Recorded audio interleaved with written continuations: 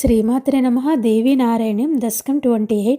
ఆలాహలాఖ్యానసురాన్ పురాతు నిజఘ్నతుర్విష్ణుహరౌ రణాస్తే స్వేనైవ వీర్యేణ జయౌ యమేవం తౌ మోహితౌ దర్పమవాపతుశ్చ తతో విధిస్తౌ తరువద్విచేష్టౌ తేజో విహీనౌ అభివీక్ష్య భీతః నిమీలితాక్షః సకలం విచింత్య జానాన్ సుతాన్ దక్షముఖానువాచ పుత్రా హరిం పశ్యత ధూర్జటిం చ యౌనష్టశక్తిః ఖలు శక్తికోపాత్ తతో జగద్భారయుతోస్మి యూయం శక్తిం తపోభిః కురుతః ప్రసన్నాం శక్తిః ప్రసాదేన హి పూర్వవత్తౌ స్యాతాం యశో వృద్ధిరనేన వస్యాత్ శక్తిశ్చ యత్రావతరత్యమోఘం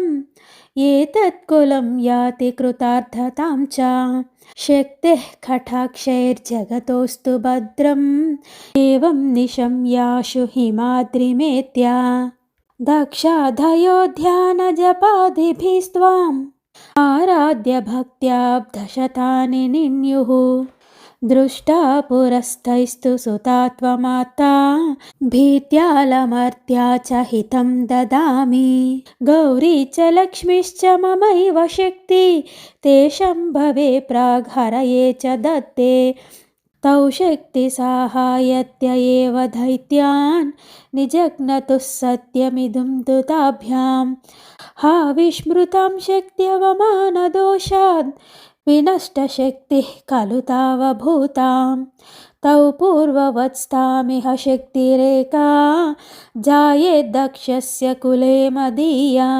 క్షీరాబ్ధితోన్యా చ పురారిరాధ్యాం గృహ్ణन्तు పశ్చాదితరాం చ విష్ణుః సర్వేష్వశక్తిం పరిపూజ్య మాయా బీజాదిమంత్రాన్ విధివజ్జపन्तః విరాట్ స్వరూపం మమ రూపమేతత్ సచ్చిత్ స్వరూపం చ సదా స్మరేత ప్రయాతతుష్టా జగతాం శుభం స్యాత్ ఏవం త్వమాభాష్యతిరో దధాథ కారుణ్యతస్తే గిరిశో హరిశ్చ శక్తావభూతాం నిజకర్మ కర్తుం మాతః కటాక్షా మయి తే పతంతు మామాస్తు మే శక్త్యవనామ పాపం సర్వాన్ స్వధర్మాన్ కరవాణ్యభీతో భద్రం మమ స్యాతు సతతం నమస్తే సర్వమంగళమాంగళ్యే శివే సర్వార్థసాధికే